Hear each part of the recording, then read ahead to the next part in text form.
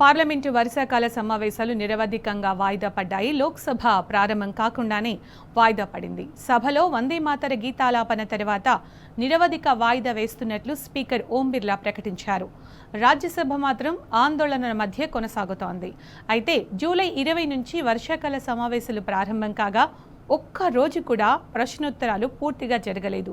మొత్తం 18 రోజుల పాటు వాయిదాలకే సరిపోయింది.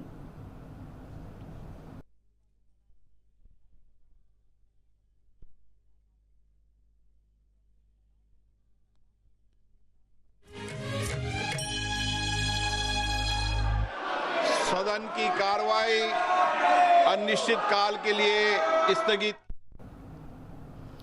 జంతర్ మంతర్ ఆందోళనలు, విద్యార్థులపై పోలీసుల చర్యలు, అయోధ్య రామమందిర విరాళాల చోరీ అంశాలు ఉభయ సభలను కుదిపేశాయి.